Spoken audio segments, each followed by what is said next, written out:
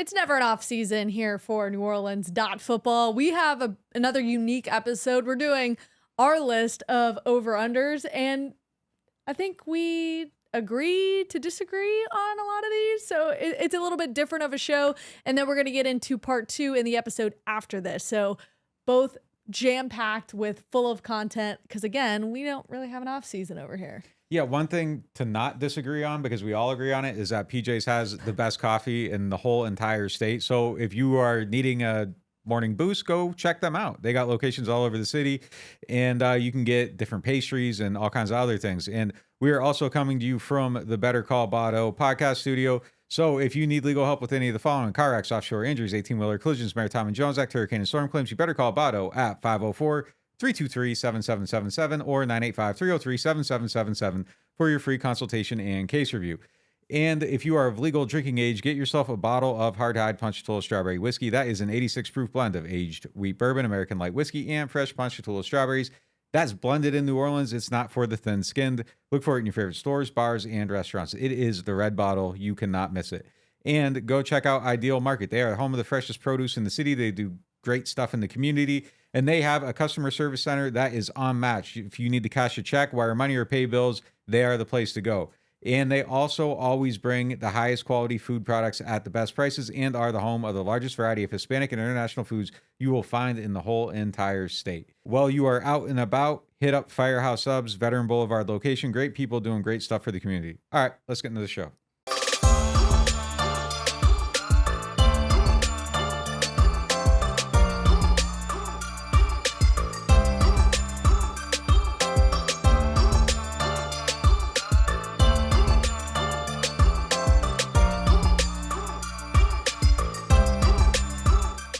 Let's get into the show. Since we're in New Orleans, apparently Nick doesn't typically have lizards in his house. Something Mike and I are used to catching, but it's okay. We put we're going right now? Yeah, This is how we start? We're starting on the lizard? All right. We're rolling, so All we right. might as well just start here. Okay. Okay, but seriously, so lizards is your thing that you can't do. Spiders, biggest fear, like if you had to kill it in the house. Needles. It's like gonna be... I'm terrible with needles. I'm an incredible wimp. Oh. Incredible. I got to put headphones on and close my eyes and say, just tell me when you're done. Like for a shot? I can't go mine over. Shots, I'm bad. They're over quick, but like giving blood where they're in there for a while, I'm a huge wimp. It's really snakes. Snakes is a thing. Lizards are snakes with legs. Luckily, I don't come across snakes. Would be my number one. I've been able to avoid them for my whole life, pretty much. If like I woke up and there was one in my room, it'd be over. Yeah, I've never had a snake in my home. Oh. If I woke up and there was a snake in my house, I would leave and it would be the snake's house. Like it doesn't just be. I agree. That's how I feel. I had to kill. I don't know why in Texas they have brown recluses. Apparently they're in Louisiana too. I had to kill 2 last week. You killed them? Yes. Well, who's going what? to? A shoe? Okay. All right. All right. Yeah. All right. I got a newfound respect. 2 snakes. You took care of it yourself. No, spiders. Oh. I was really impressed. Not a snake. I was really impressed when you were fighting just snakes. Like the snake Let's leave it at that. Grab them and throw them. I thought you were Indiana Jones over here. Let's get into this over-under Saints edition episode. We can't make money necessarily off this, but you guys can. Why don't we just give the Saints fans something to look forward to? Pencil this in, get a notepad out, get a pen out. We're going to go ahead and start with... Get a pencil out. Do not get a pen out. You write it in pencil. Yeah. I'm not giving Okay. anybody... Wow. This is for recreational purposes. Do not bet on these. This is just our thoughts, and you can have your own. We're just trying to help him make some money. That's okay. I'm not trying to help him do nothing. Like, because if I'm wrong, I am not responsible. So if you want to have your own opinion, I'm comfortable with it, but okay. No. All right. Well, let's go ahead and start with Chris Olave. 1,100 yards over under. I'm going to go over. I think we're all expecting over. First of all, if you are really betting, you got to take injuries and stuff into account, but I don't think that's the point of this exercise. He had 1,042 yards in 15 games last year, so it seems like an easy over. Easier said than done, though. You don't automatically get better in your second year. And one stat that's interesting to me is he tailed off a little bit. Over his last 5 games last year, he was only averaging 56 yards per game. That would only be 952 over a course of a season. So it's not automatic, but I think we all feel pretty good that he's on the rise, and that 1,042 is just a baseline. Yeah, I agree. Over. Yeah. Over. Yeah. So there you go. All 3 over. Do you want to give any insight into that, Chris Olave? Even though, I mean, I feel like they are bringing a lot of offensive weapons, so somebody might kind of see that as a glaring thing. No, I think the weapons are going to help him, actually. Like, I think his target share is probably going to be pretty similar. I think he's going to make more big plays. I think we're seeing him develop. He's going to get stronger. He's going to be more polished. Just more. I think he's going to be a superstar player at one point. So, yeah, easy over. I think Mike Thomas helps him get open. All that stuff I think is going to benefit him. The one area where he can only help but increase is 4 touchdowns last year. He's got to have more than 4 touchdowns this year. But that's the one area of the game where I am most curious to see, does he become a real legit red zone weapon or not this year? That's the thing you want to work on most. Not even just big plays, though. I think that number big will go plays up. for sure. Yeah. All right, Alvin Kamara, over under 1,250 yards from scrimmage. I'm going under. I think there's going to be a suspension of play. Let's say he misses 6 games. He would need 113 yards per game to hit that mark. I don't think it's going to happen. The backfield's crowded. We're going to get into another part of this, but I don't know that there's enough carries to go around for everybody. I don't think he hits that number. Yeah. This is an easy under for me, 1,250, because the math is pretty easy with Alvin. Throughout his whole career, he's always flirted with about 100 yards a game from scrimmage. 3 years he's gone over. 3 years he's gone under. Last year he had his career low 92.5 yards a game. I think that's probably the number. I wonder if you guys think he'll go over or under what he did last year, 92.5 yards a game. I'd pencil him in for that. But 1,250 means he'd have to play 13 games. I don't see him playing 13 games this year. I don't think the suspension. I guess the suspension theoretically could only be 3 or 4 games, depending on what the final judgment in his trial. But running backs always miss time too. I don't expect him to play 13 games. All right, all 3 under as well. Jamal Williams, over under 10 touchdowns. Easy under. He had 17 last year, so it's kind of ridiculous for me to say easy under. But his totals every other year of his career were 3, 3, 6, 3, 6, and now he's sharing.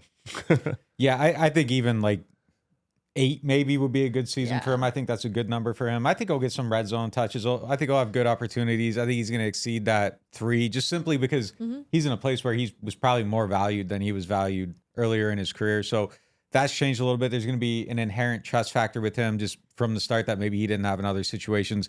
But 10 is a big number. I think it's going to be under. I agree with that as well. Taysom Hill, over under 85 carries. Now it gets tough. Yeah. This is hard. Yeah. And I think a lot of it depends on what happens with Alvin. And if Alvin misses time, I think he gets to the 85. If Alvin doesn't miss a lot of time, I think 85 becomes difficult. But even 85 itself is a hard number to get to just overall. Like, I'm kind of gauging it at a certain point. I was trying to figure out how many carries they'd have as a team. And if you go to 85 on Taysom, that leaves 365 carries by my rough math on it, with just assuming they're going to pass more, they're going to be a different type of offense next year. That would leave 365 carries for the whole team. Say everybody's available for all 16 games. That's 21 other carries per game. You got 3 running backs. Where does everybody fit? I don't know how it's going to work out on the touches for everybody. You got 4 guys that need the ball in their hands. They all need to eat. They all need to be involved. The math doesn't work. Right. So I don't know where it falls in. I'm going to say under. Yeah. Just a slight under on the 85. For context, 96 last year, a career high. And he averaged 6 yards a carry, a career high. 70 the year before that, so he didn't come close. And 87 the year before that in just a 16-game season, but obviously he was playing quarterback, so the carries go up. So, yeah, for all those reasons, I have to take the under, but shame on the Saints if it's an under, because last year he averaged 6 yards a carry with 96 carries.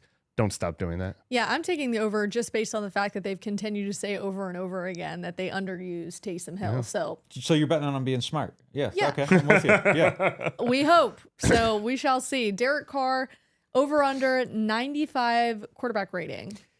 Yeah, so this one's tough. He's been over 95 only 3 times in his career. For context, Drew Brees was over it 14 times in his career. So it would take kind of a big jump to get up there over 95. But does he get the boost in this offense? I don't know. Yeah, and he had his lowest passer rating last year, so I'm also going under. Doesn't seem like that's something he can achieve going over. I'm going over. Oh. I'm going over. So you're right that he's only done it 3 times, but he also hit 94 and 93.9. So he's hovered around it. The last 95. He's hovered. So that makes it the perfect over under. I love it. Thank you. And but here's something else really interesting. Guess who's gone over 95 the last 2 years?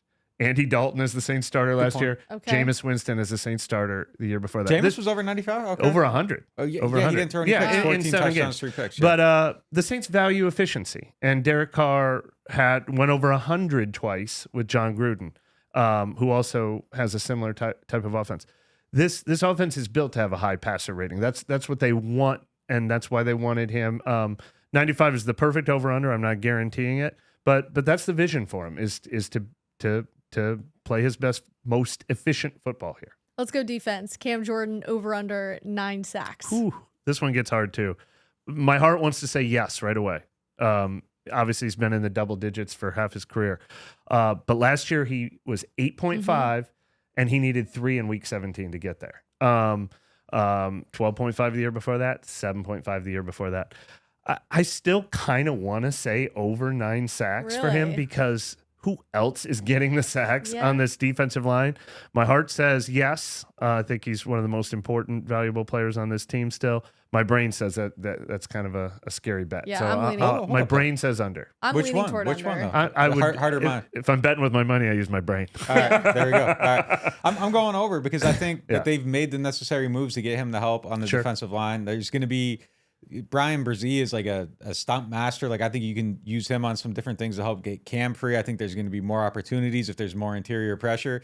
If they succeeded at rebuilding the interior of the line, I think Cam's going to be a better player overall, just sack-wise. And I think a couple easy things will just come his way. There weren't a lot of easy sacks, a lot of cleanup sacks. I think he's going to have a few of those.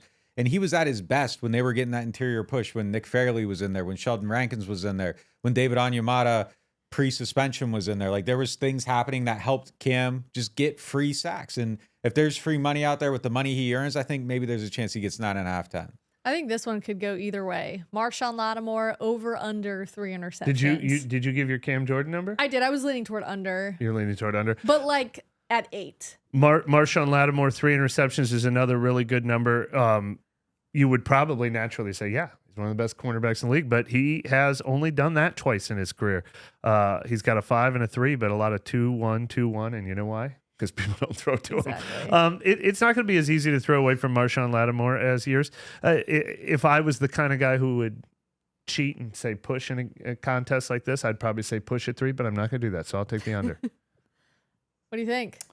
So, yeah, I mean, the season he got the 5, it was even like lucky. He had one interception where the ball fell on someone's ass and he just picked it up off his ass. It was his. He pinned it against the butt pick. Okay, so it was his own ass. Sorry, I guess it's a little better than, It's the most impressive interception of his career. Yeah, but I mean, look, it's tough. People don't throw at him like Mike said. I think it's a diabolical line. I'll go over. Okay. Just out of optimism, I'm going to take the over. Right. I'm going to take the over. I had the over on this as well. All right, Pete Werner. Over under 95 tackles. It's a good number. Health is probably the biggest factor. He had 71 tackles through 8 games last year. He almost did it in half the season. That was on pace for 151 if he had played a full 17-game season, but he did not. And he ended with, I think, only 80 tackles. Yep. So 95 is a big ask, but I have high hopes for Pete Werner. If he plays even 15 games, I think he gets to 95. 80 last year, 62 the year before that. I have high hopes for him, but I think the Saints are going to be a better football team, which means teams are going to be able to run on him less, which means his opportunities are going to be fewer. So even with health, I don't know. I'm going to take the under just because I think they're going to be a better team overall, and I think teams are going to have to pass more, and it's just going to reduce his opportunities. Yeah, it's just 95 is high volume. I'm going under as well. Brian Brzee, this is my first push. 3.5 sacks. I'll take the under. We did I wish I had this in front of me. I got all this information on my cards, but we did a look where me and Nick both looked back at high, like even some of the best defensive tackles in the NFL, some of the other first-round picks the Saints had. It's a slow start position. Like it's a late bloomer position when it comes to sacks. 3.5 would be fantastic. I think he's got the potential to do it, but I think the smart money is on slightly under 3.5 for him as a rookie. Well, you guys have been talking about I pushed it. Yeah. I pushed it. Push. If you relied on some of the things that we've been talking about, Brian Brzee over just OTAs, his quickness, that's where I think like maybe you can lean toward over, and it just depends on the formation there. It's just different things. I think with Brian Brzee and like how much they're going to rely on him in that role. It's not a big number. It's just a hard number to get to. But 3.5, it feels so attainable. It's 4 plays. Yeah. It's 4 plays. It feels like you should be able to get it done if he has a decent volume of snaps. So I don't want to go pessimistic on it. I think it's what I would predict is probably 3.5. I'm gonna take over hosting duties real quick because I don't know if we're gonna get to them. I submitted, coincidentally, I think Nick submitted 3.5 for Brazil. I submitted 3.5 for Foskey and 3.5 for Peyton Turner. Coincidentally, yeah, it feels like the perfect number for the unproven guy. Let's do all 3 of them right now. Who gets to 3.5 out of those guys? Peyton Turner, Isaiah Foskey, and Brian Brazil. You I said bet, push. so I got to bet on one getting to 3.5. Or are any of them overs for any of you? Out of the 3, Brian Brazil, because I don't know if Peyton Turner is back yet. I mean, I know he's back. Like I just the faith isn't there for me. Yeah. And with Isaiah Foskey, that's just left to be like I can't say anything good or bad about him. Perfect It's number just left for to be all of them, though, unseen. isn't it? I'm with Brooke. Same exact take. Like if I got to pick one, I'm picking Brazil, but I don't want to pick any of them really. But I think Brazil's the one. If you're saying you got to pick one of the 3, Brazil. I think he has the best odds. Like I said, I would predict 3.5 for him. Yeah. Man, I want to do it for Peyton Turner so bad because I know. I've But I seen can't. things that I like. I can't get there. I just Peyton can't Turner get there. had 2 in just 8 games last year. They both came in the same game. Well, Yeah. and we talk about, ferociousness and violence of a Steelers? player. The Raiders, one of them was against Derek Carr, and I think the other was against the backup. He had a good game against Yeah. the Steelers too. 5 pressures against the Steelers, I think, and that was his other good game. He just doesn't strike me as a violent defensive lineman. We haven't to this point. I mean, there's been some flashes, but it's so unsustained. This rookie season, there's a couple games that you can look at and wow, this is like really good. He did some really nice things, and then it disappears. And we saw it last year in a couple flashes. And pressures were there, but it was just condensed into specific games. And then other games you didn't see them. It's tough. So I can't get there with Turner until I see it. I'm with you. The faith is it's evaporated, and he's at that show improve moment for me. And I can't give him blind faith. If you're making me go to the cashier window, I'm just betting under across the board because I think that's a safe way to win 2 out of the 3 bets. But if you told me I had to pick one to go over, I think I might go Foskey. I just think the nature of his role is going to be the one that most of his snaps are going to be pass rushing snaps, and I think he could get there easier than a defensive tackle, or Turner is going to be playing inside and outside. But I'd probably pick under on all 3 of them if I had to. The one other reason I go with Brazil is DA kind of talks about him like a new toy. Like, that's a good point. Well, he does some things that we haven't had around here in a while, and a guy that has a new toy is going to try to find ways to get it out of the toy box. So maybe he just schemes up a couple things for him when he gets to that number. Do we all think Brazil plays the most snaps this season of the 3 guys? Yes. Yeah, I think so too. It would really be helpful if Peyton Turner was playing the most snaps of them, because that would mean he had earned them. I'm curious about this next one, and I think it can go either way. Will Lutz over under 80% from field goal? I'm over, and I'll tell you why. All he has to do is make 2 more than he did last year. Yeah. So if he is on the team as the starting that's the big one. That's almost what you're betting 80%. on. Yeah. Yeah, the Blake Groupie hype is real. If we learned anything from the last time we were allowed to be out at OTAs, I mean, he's somebody that's really pulling at the coaches that, hey, I deserve to be here, but is it enough to push off the veteran? We'll see. So are you buying the Groupie hype?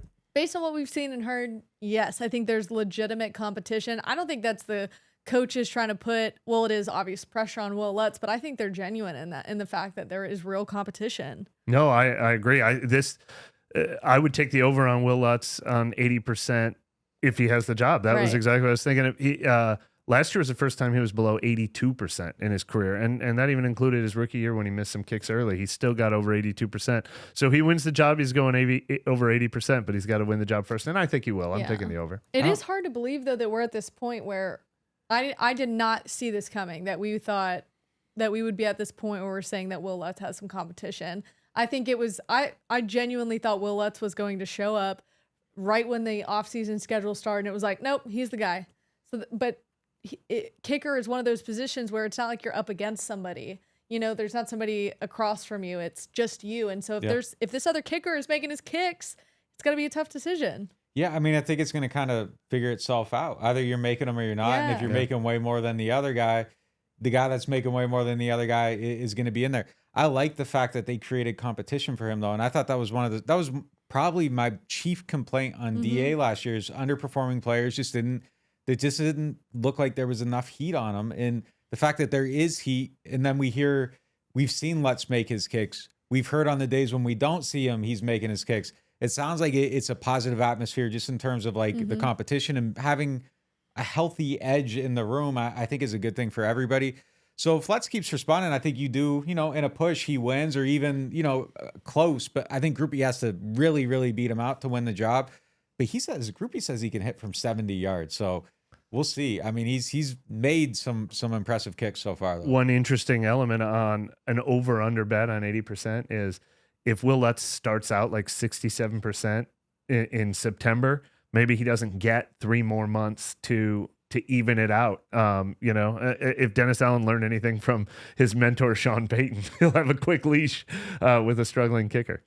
What does happen if Will Lutz earns the job in training camp? What happens with the kicker position? Like, does Blake Groupie, they release him? My hamstring. Is there any, do they keep them both? Is that a potential? I wouldn't be surprised if he has a good summer all the way through. If it's like a Blake Gillikin, Thomas Morstead situation where you keep him in the cut, there's an injury, he gets a full rookie salary for a year, which is beneficial. It's better than being on the kicker carousel and being out there. You're going to make, a lot of money just to kind of be in the background and wait your turn. So I could definitely see it playing out like that. But again, I think if Groupie beats him out, they're going to go with the hot leg. Is that what you say? The hot leg, the better foot, the golden boot, whatever it is. All right, this next one. Rashid Shaheed over under 700 receiving yards. It's a tough one. That is tough. I mean, it doesn't feel tough. It feels like, over. But then you got to start doing math. Mike Clay, who I used to work with at ESPN, he's mostly a fantasy guy, but he also does these projections for everybody in the entire league. I don't know if the guy sleeps. And then every time you look at him, well, that's way too low. That's way too low. That's way too low. And then you're like, oh, but it adds up to what you think the total receiving yards are going to be, and it adds up to what the total rushing yards are going to be. So you got to make those tough decisions somewhere. But I'm going to go over 700 for Rashid Shaheed, even if Chris Olave and Michael Thomas and Juwan Johnson are all having the years we think. He had 377 receiving yards over the last 6 games last year.